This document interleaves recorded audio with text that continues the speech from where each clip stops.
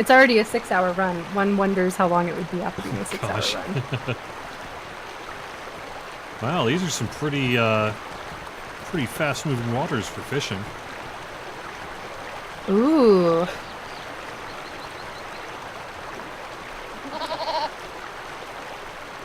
And I do not have a fishing pole on this character. That is fine. I'm not quite sure I have the stuff needed to be a good fisherman here. But this should work out pretty well because it can spread out along, really in a circle is what they're looking for. There's a way that they can just kind of spread everyone out in a circle to see how much they can catch in a short period of time. Let me actually call up the rules for... Actually, you know what? Let me real quick change the graphic on Twitch here so I've got the right graphic.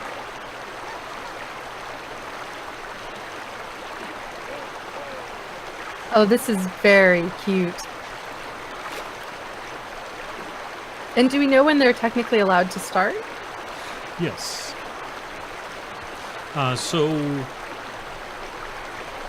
They will actually do an announcement when they start, and competitors will have 15 minutes to catch as many fish as they can. They will get points depending on the type of fish caught. They get 5 points for a mountable or trophy fish, 3 points for a craftable or edible fish, and then 1 point for any other fish, minus 1 point for any non-fish, like weeds, rusty daggers, etc. All competitors are going to be in a raid, presumably so that they can see what comes in through chat there, right? So they can only have 44 competitors. They're basically doing 4 judges each, with 11 players there. It's advised to be on time. In the event of a tiebreaker, the competitor with the least amount of non-fish gains a point to break the tie. Very good. And the current record is 80 points, set at last year's Harnkegger Games. And then there'll be some music, food, and fireworks and such. And they're done here. Excellent.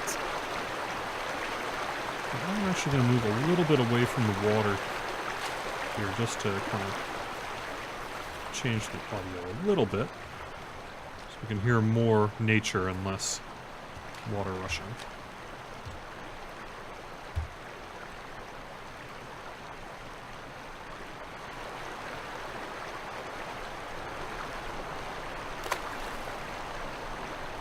This is probably one of the most peaceful events.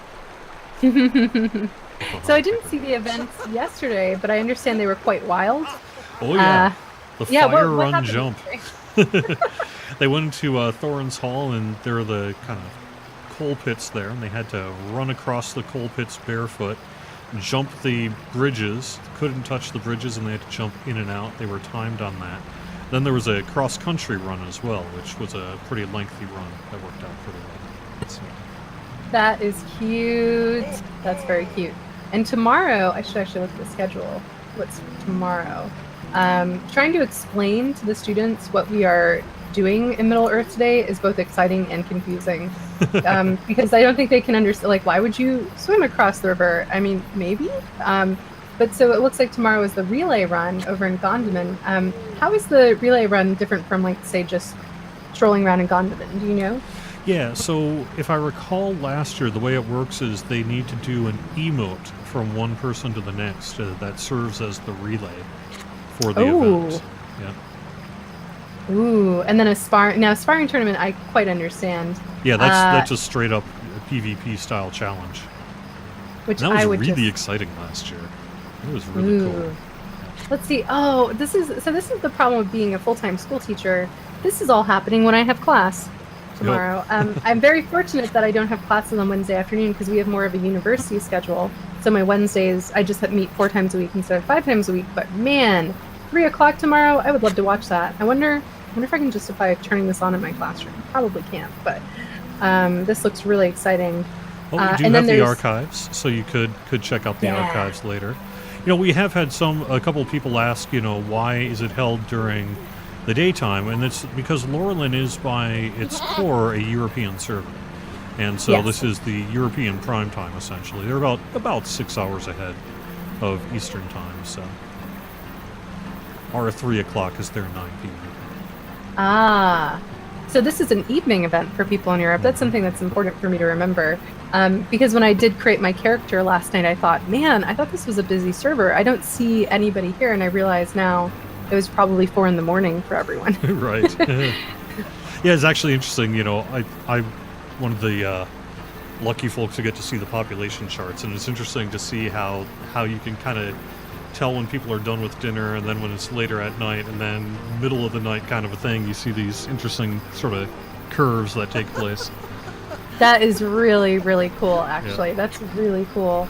And so actually, Cord, since you do see the population charts, what can you tell me about my beloved server, Crick Hollow? Just curious, because we've been talking about Crick Hollow. I have a T-shirt I'm trying to have made by Christmas that says #Crick Hollow represent, and I want to send it out to people who give donations or something to the channel, because when I first transferred there, I came from Brandywine. As we know, it's a lower populated server than Brandywine. But I don't know, I feel like it's sort of growing, so I don't know if there's anything, and someone did tell me it was the recommended server recently, so I don't know if you could tell me anything about my little... I can't. The reality is, you know, me going into numbers is pretty much a fireable offense. I can tell you the reality is most servers are within a fairly close range of each other. So you don't tend to have one that is super higher than any other one. That is really good for me to hear. So when people, because I do get people who come and chat and say, Crick Hollow, do people play on that server? And I'm like, well, yeah, there's someone playing on that server. So that's an interesting. That said, I think, you know, there are servers that are, you know, a little bit bigger than others, which people can probably figure out just based on activity and things like that. Sure. But I can't actually confirm nor deny those things. Yeah, I don't know what it is. It's as soon as I play on a server, everyone leaves. I just, you know, it's hard to... You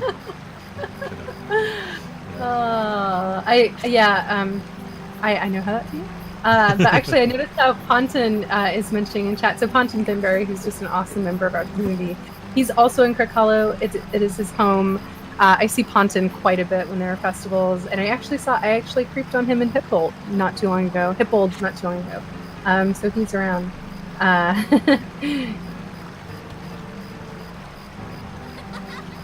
Yeah, and I agree with Gumps. It's old info saying that Crick is a low pop because there are lots of players around. So actually, I can go back to my question about the school and what we're doing in class right now. Yeah, please do. I didn't finish my discussion, but I just wanted to say we are currently reading Corey Olsen's book, The Exploring J.R.R. Tolkien's The Hobbit, which has been really lovely. I've never seen a man or anyone use the word burglarious so many times in an academic writing, and it's really cool to see it put in academic context. And it's really cool to see him write about the Took side and the Baggins side of Bilbo. So the kids are enjoying that. They actually have been joking that they sometimes read more in Corey Olsen's book than they read in The Hobbit every night, which is cute. And we're actually starting our first major paper, so we won't be streaming the class next week. For people who are interested, we stream Monday through Thursday from 10:30 to 11:25 Eastern Time, because we are streaming the class, and everyone is welcome to join discussion and the Discord server, which is actually a classroom space. So there are some rules about that I can go into if you're interested. And then they're starting their first paper right now. They have a paper due on Monday for me on the historical biographical implications of The Hobbit in J.R.R. Tolkien's own life. And then after that, they have a paper about The Lord of the Rings Online. Well, that's interesting. So, you know, I guess you can't probably tell your students what to write, but like what are you actually looking for on that paper? I can link it in chat and pull it up from my shared Google Drive. So this will be a public document. You can view it, but you can't necessarily edit it or make suggestions or changes. So just take a moment here. But one of the things that spurred the discussion topic for the paper is that a graduate student had actually written to Tolkien in the 1950s saying that she wanted to write her dissertation on him and write a biography. And he was mortified, to be quite honest. He said something along the lines of, though it is a great compliment, I am really rather sorry to find myself the subject of a thesis. I Nice. do not feel inclined to go into biographical detail. I doubt its relevance to criticism, certainly in any form less than a complete biography, interior and exterior, which I alone could write, and which I do not intend to write. The chief biographical fact for me is the completion of The Lord of the Rings, which still astonishes me. A notorious beginner of enterprises and non-finisher, I still wonder why and how I managed to peg away at this thing year after year and bring it to its conclusion. And so one of the things that we talk about is that Tolkien is sort of describing his life not based on, the important things that have happened to him, marrying Edith Bratt in 1916, enrolling in the 11th Lancashire Fusiliers in World War I, or even having 4 children. Rather, he's more interested in how his work, The Lord of the Rings, determines his own life. So his life isn't interesting. The Lord of the Rings is interesting because it changed his life. So the students are actually doing a close reading of Tolkien's letter to Caroline Everett and their choice of one ancillary text. So we read C.S. Lewis's The Dethronement of Power, The Quest Hero by W.H. Auden, Corey Olsen's book exploring J.R.R. Tolkien's The Hobbit, and a number of other ancillary materials on his life at Oxford and then his private letters. So they're supposed to pick one of those ancillary materials. Ancillary is just like a fancy academic word for extra or outside the original text. And they're supposed to make an argument for how one of those things reveals that something in The Hobbit is based on biography. And we've got some really interesting projects that the kids are working on. Everything from comparing certain parts of the book to life in the Inklings at Oxford, to the hero's journey and sort of the middle class and things like that. So let me link that for everyone in chat. I do have to make sure my email is not on this, just for, privacy reasons. Issues. Yep. Privacy reasons, but once I get that ready, I'll drop that in chat for everyone. And if you do want to learn more about this course and syllabus, you can always go to my page. It's just Agent Brigman, so twitch.tv/Agent Brigman. And if you type !Discord, !syllabus, !class, there's a ton of information there on that. Cool. So, I imagine many of your students take this class because they're interested in Lord of the Rings and J.R.R. Tolkien and Middle-earth. And a lot of people you hear from when you work in the video game industry. It's like, well, so does that mean you get sick of video games because, you do it all day at work? Do you find that taking a class ends up making your love of Middle-earth sort of feel like homework because you actually have papers and such you have to write? Or is the passion enough to really just, you're doing it because you want to? That's a really good question. I think from my students' perspective, it's really what's sort of missing in their English instruction because they come towards, they come to class every day and they're math and science nerds.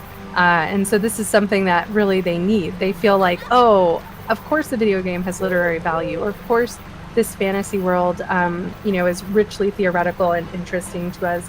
Now for me, if anything, it just makes me even more passionate about my teaching. Someone was one of our beloved community members was sort of teasing me on a recent stream and saying, I can't believe you were playing that other game this summer. And I was like, there are other games. Just so you know, there are other games. Because my /played total on all my characters astonishes me. And I only came to the game in 2015.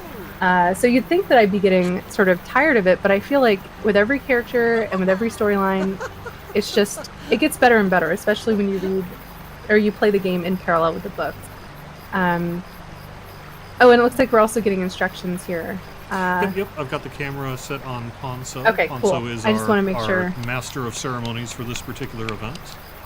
Quite a good-looking hobbit, I dare say. It's a good-looking hobbit. Yes. Very respectful. We have respectful. our Hobbit Avatar revamp actually happening just this next update, so that could be next revamp. week, right? Yeah. Can you tell me about that? Because as you know, I am a hobbit through and through, so I'm quite curious about that. It's really, new hairstyles, new looks,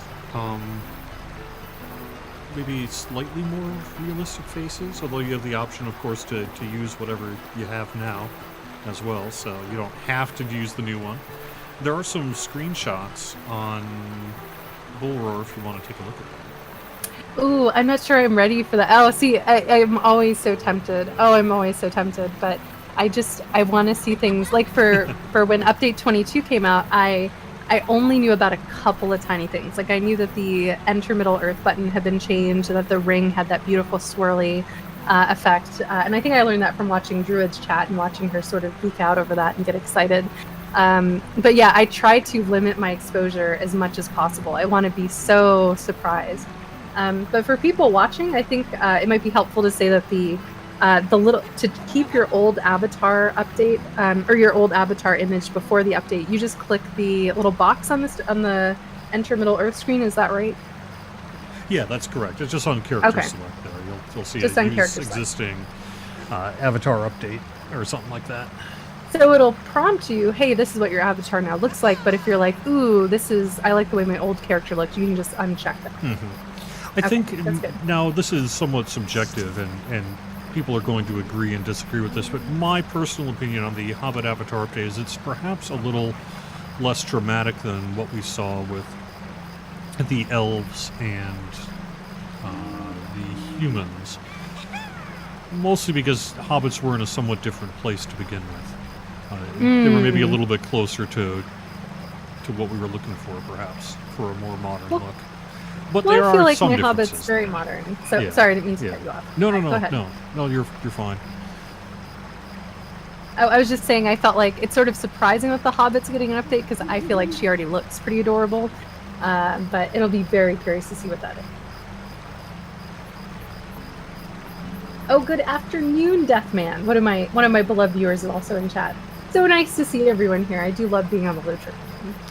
I kept on telling the team to have a hairy foot slider in character select, but they just wouldn't do it. Oh, that's adorable. Or gross. I guess it depends on how you feel about hobbits. Ah, and they're off. Yep. Now, I have a great question that I'm sure people have as well. The fishing rod that you are using, does it have to be a basic fishing rod? Privy to not see a rule on that, so I'm going to assume not. That you can basically do anything you want. Because as people who have played the new area know, one of the best fishing rods in the game now comes from Dale. I believe that has a plus 10 or plus 12. I think it's plus 12 fishing proficiency. And the one before that was the one we purchased in East Rohan, which was Snowborn. But I wonder, because if you have a fishing or a rod with more fishing proficiency, you're probably more likely to catch fish. I think is the whole concept there. I've actually asked in Discord chat, and I'm going to see if I can get an answer. I have an idea. Wow, that's a lot of fishing in one place. You don't see this too often, I don't think. No. Actually, I should take another screenshot of this. But it's nighttime. Big Ed Mustafa would be proud. Oh, he would. Somewhere Big Ed Mustafa feels a tingle in Middle Earth. It's calling to him. Yes, any fishing rod can be used.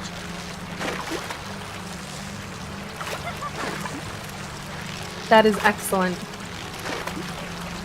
So I'll be curious to find out the person who wins this if they have a like a fishing, which is interesting because you think about the swimming, you're not allowed to have any real buffs. You can't have any buffs going, you can't jump. But for the fishing, I don't know, it's interesting. Yeah. It's interesting. I mean, there is sort of a random element to Lotro's fishing to begin with, so... I did not know that. I'm sure I understand it when I fish, but I'm not really versed in the way. Seeing as I have not yet finished my fishing deed, but I did get the Lord of the Dreams title. I am not yet. I don't understand how it all works. I need to go back and do all my fishing deeds for each class of fish.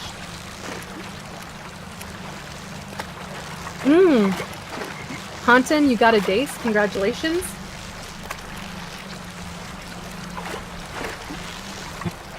Oh, this is great. So the NPC who's calling out the Ooh, you can see the little people are fishies in the water. Look at that. yeah, How cool is that? this is adorable. Hard to have this much cute in one place.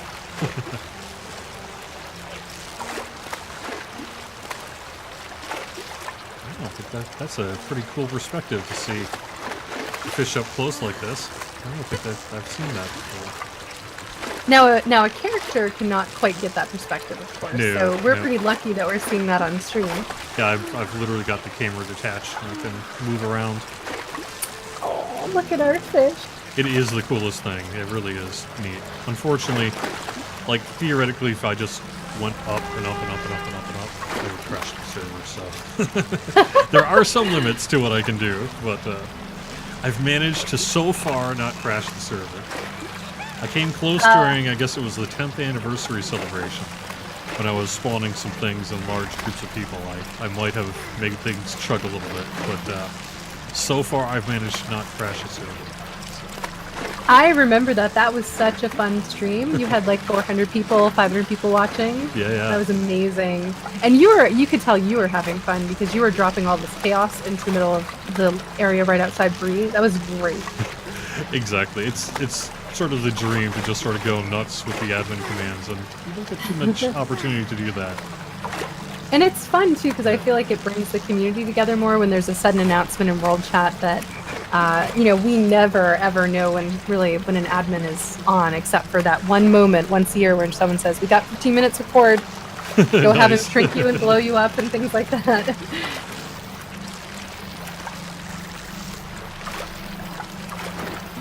So much cuteness. I'm just watching hobbits pull fish out of the water. It's very cute. So update 23, looking forward to update 23. Anything else we should know about update 23? I feel like maybe there's some stuff that I had missed, and people who are watching and probably haven't always seen your Friday videos. Sure. Well, let me actually call up my release notes here and see what I should mention. Because I know we talked about the keys being changed, and we didn't actually talk about endgame loot, but that's something I think a lot of people are curious about. That's true. We are having a level cap increase to 120, so all the attendant things to that. Black Book of Mordor is going to be getting 2 new chapters. Ooh. Let's see. The quick elevator pitch is stand with Gandalf the Wizard against Sauron's lieutenants, and beware the weapons of Karazgar, the Weeping Warrior. If you have Mordor, you've got this. You don't need to buy anything for it. And then there's also an adventure pack, quest pack called Where Dragons Dwell. It's going to be a journey into the homelands and histories of the dwarves, including the long-bearded descendants of Durin the Deathless. There's an expanded Erebor, where we'll be heading into the Iron Hills, and then we'll arrive in the lost dwarven kingdoms of the Grey Mountains. It is free, of course, to VIPs and Lifetimers, has more than 120 quests and deeds, along with 3 resource instances, a new instance cluster, and probably in a point update, point 1 or point 2 to update 23, will be a new raid. And then the Hobbit Avatar update and the increased level cap. Those are probably the 4 biggest bullet points for update 23 here.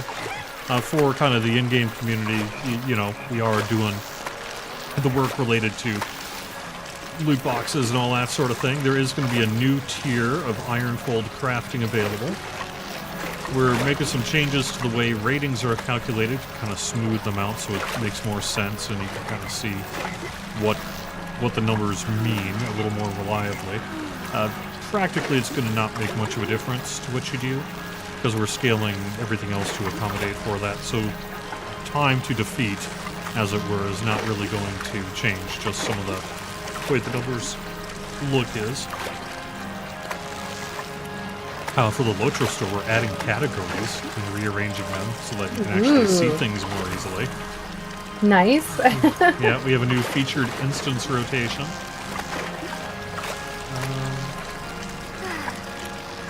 2 new trait points will be available, one when you hit level 120, the other for completing the new chapters of Black Book of Mordor. Oh, and then the bassoon. We have a bassoon coming for musical instruments. That is, I'm so glad you mentioned that because in real life we are trying to get a bassoon at MSSN. And the kids who are doing the Lotro music event in December, and they're currently learning music by Chance Thomas, and from the movie, we are trying to fundraise for a bassoon because priorities. Yeah. Well, that's cool. exciting. For maybe someone who wants to help, how are you fundraising for a bassoon? Oh, thank you for asking. I didn't even mention this earlier. We're going to probably do another 24-hour charity stream over at my channel, twitch.tv/Agent Bergman. And it's going to be on campus this time instead of at my house. For people who saw the charity stream in July, the community is always shockingly amazing to me because they helped us to purchase a set of 16 chairs and 4 conference tables. And we now have literally the nicest classroom on campus. And we got it all for under $2,400. So that was pretty amazing.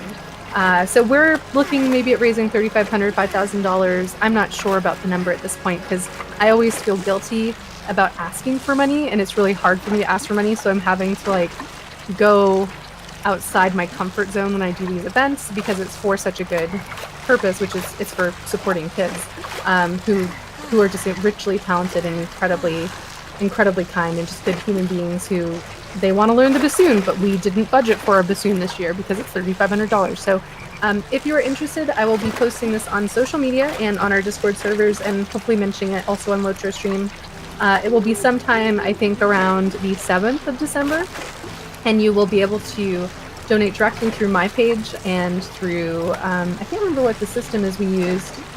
There's a PayPal donation system, but I've found Cord, it's not great because if, say we made $2,400 in direct donations on Twitch, and those went through PayPal. After PayPal takes its cut, we're looking at another we're looking at about $2,200. Then I transfer that to the 501c, which holds all our donation monies, and PayPal takes another cut. So we ended up only actually transferring about $1,800, $1,900 to the school. And it shocked me when I did that. So I know that you did your son's classroom on that wonderful website. That doesn't give you direct updates. Does that give you direct updates? That's something you could install? Not to the way that you would for a live stream. It doesn't have, say, although I've suggested that they do it, but they don't have an API for sort of real-time tracking because it's meant more for teachers in classrooms than live streamers. Sure. What if a teacher's a live streamer? I know, right? I know, blows your mind. So, it depends on your skill set. I believe I think there is some form of API there. Provided you have the skills to make that happen, you might be able to do something yourself. Or perhaps someone at the school could do that. Yeah. That's a really good point. I teach in a math and science school. Why do I need to go to the internet for help? Someone in the building should know how to do this. Right. So we are more than halfway done to the fishing competition. I believe there's probably somewhere in the range of 4 minutes left or so. And things are going pretty good. It says they might be heading for a record catch. Perhaps moving the location is actually paying off here. The swift current is bringing the fish.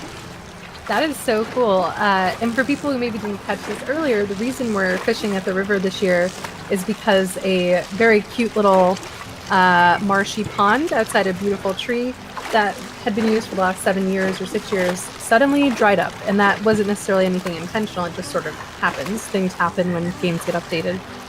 So we were fishing here this year, and it's exciting. I can't wait to see the numbers. Yeah, you're just seeing people just pull fish left and right, so... Holy moly, they've got some counting to do. The hot weather has done us a favor, it seems, says someone in the event. Oh, yes.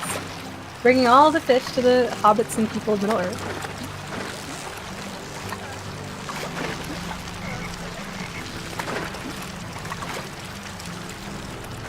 And a large crop of weeds, it seems. No, I'm not going to spawn the Watcher in the pond. I'm not here to mess with the event. I'm here to document it and just have fun. Oh, yes. And it's so nice of the people here who organized this event. Do we know much about the origin story, about how this event sort of got organized for the first time? I know you were talking with Ponson when I first jumped into Discord. But what's the origin story for this? That is a good question. We'll have to ask that tomorrow when I have one of the Harnkegger folks on. It predates my time as community manager, so I'm not actually sure what the history is.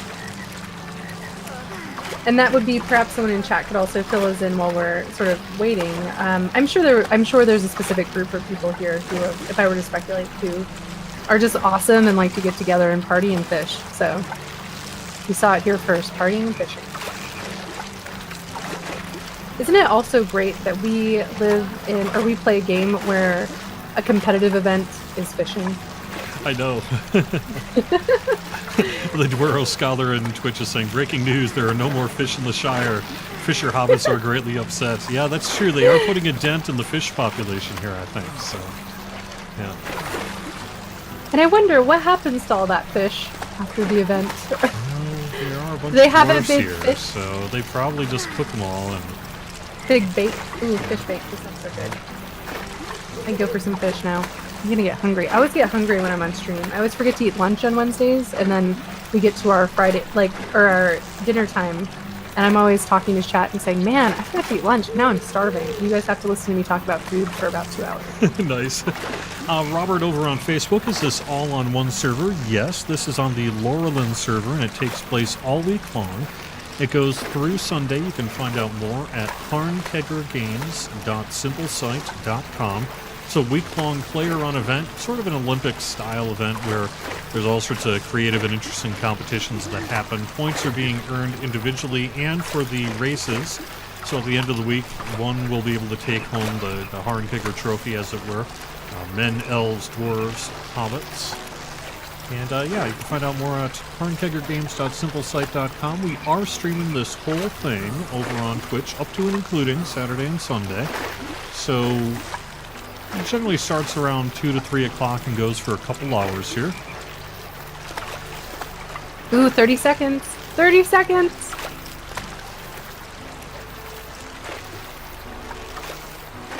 Lots of fish sandwiches tomorrow? Yeah, I think so. Oh my god, fish sandwiches. I'm so hungry. This is happening. I have to get up and get a snack after this. I actually think you're right, Askelin. I don't think even if I wanted to, I could spawn the Watcher. I think you're right that there are some mechanics that are instance-specific there, so it probably wouldn't work. And we're done. Wow. Nice. Everyone was so good. I saw a couple people with their lines in, but they just, disabled their rods, so nobody... That's wonderful. Yeah. Well, the judges have got some real work to do, I think. Isn't there a plugin, though, that counts this? That counts the winner? Oh, yeah, that's right. They're using a plugin of some kind here, so...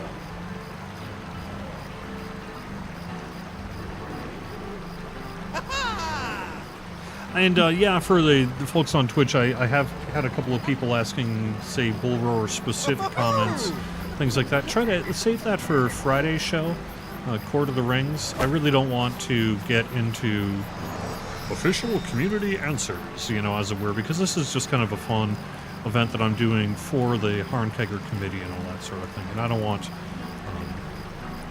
it to kind of get disrupted by other sort of discussions and talks about don't nerf this thing, as it were, and what have you. So save that stuff if you would for Friday, and I'd be happy to answer it.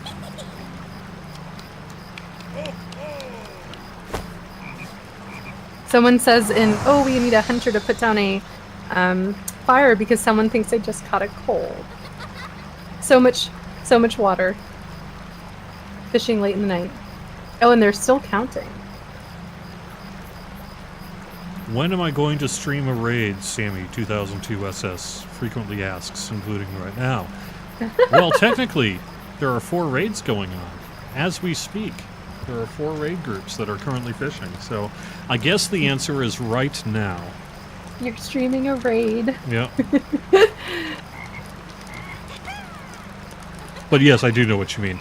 So the serious answer is I've been very busy, busier than I intended in August and September here, but my long-term plan is to do a show where I bring my admin character onto a world and stream your stuff. So, for example, maybe when the new raid comes out or something like that, I would get permission from certain groups who are like, stream our raid. And I will actually go in on an admin character and detach the camera as I can and show really cool looks at groups running this sort of thing. It's been on my agenda, frankly, for about a year now. It's just real life has gotten in the way of me really being able to formalize it and make it a reality.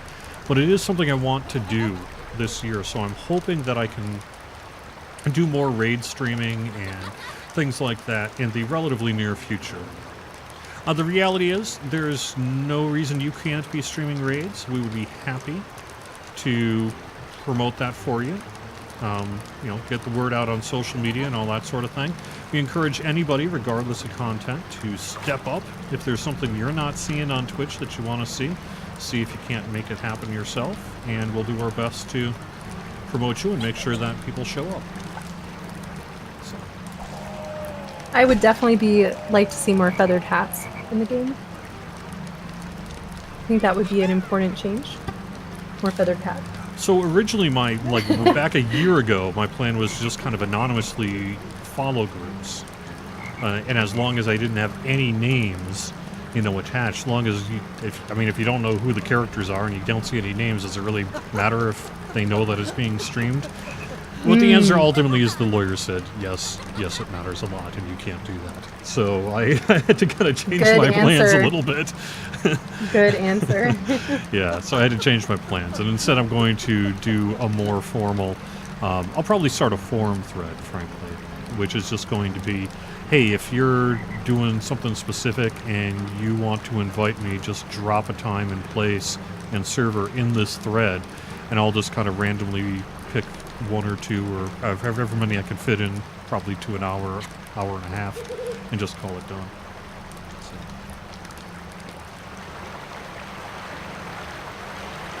And you always have an invite to follow around our merry band of hobbits and dwarves over on Crick Hollow. I know that we're talking about doing the new content. We're not necessarily raiders per se, we're more of a casual kin, but we are talking about setting up some days where we actually do the new content on stream as soon as it's out. So people are working, they're saving their vacation days so that we can do that.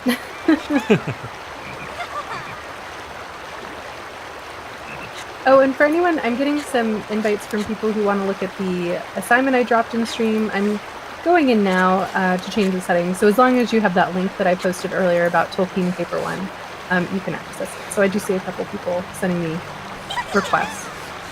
All right, so Heart Song with a fine catch. Heart Song, 10 beads, nice.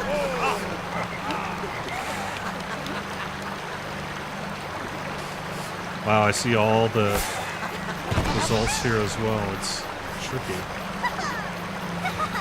Whoa! I just looked in Discord. This is crazy. Yeah. Nice. They gave something to Heart Song for having the most number of non-fish.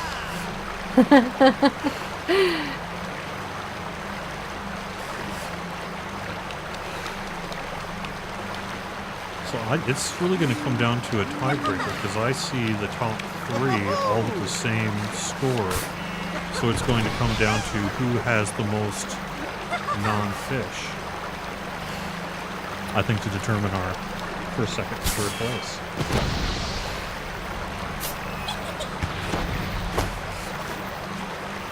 It looks like we have quite a few people fishing.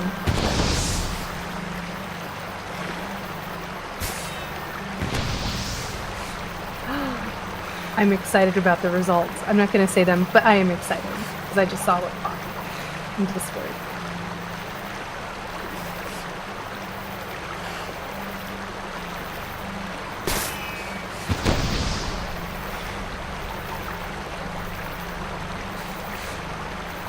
All right.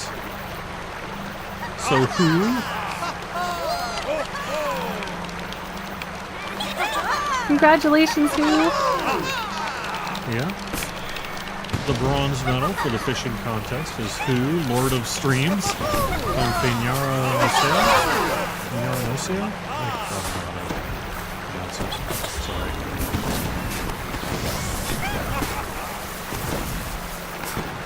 Fenyara?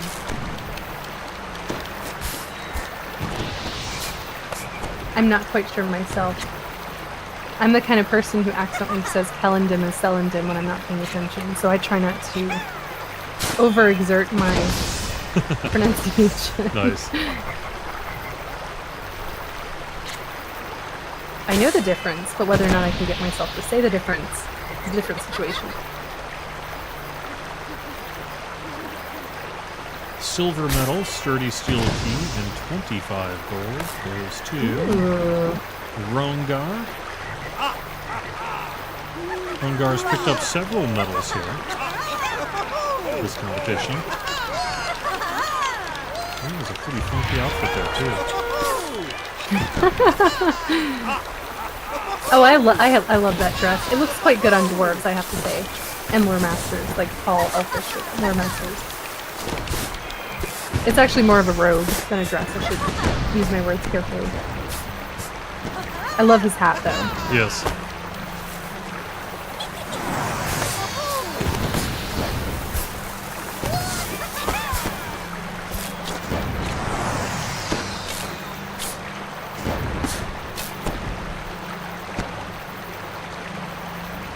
Alright, gold medal winner of 500 of Lobelia's outrageously tasty Lotro points.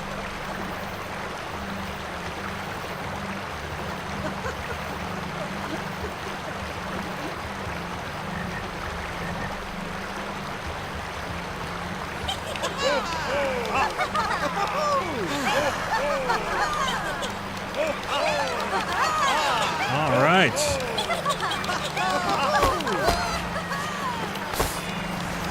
The gold medal goes to Taunton. Taunton! So excited. Didn't he win last year? It's probably for... No, I think someone else won last year, but Taunton is... Taunton won, if I recall, the music competition last year. Ah! Congratulations, Taunton. And sadly, no new record this year. But still a grand win.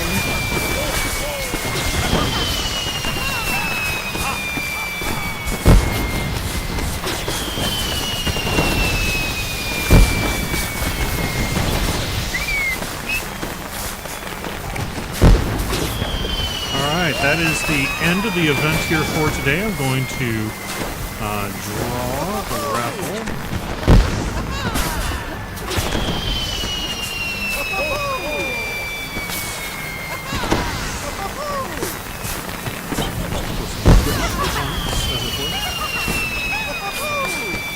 The Jelly Swagman,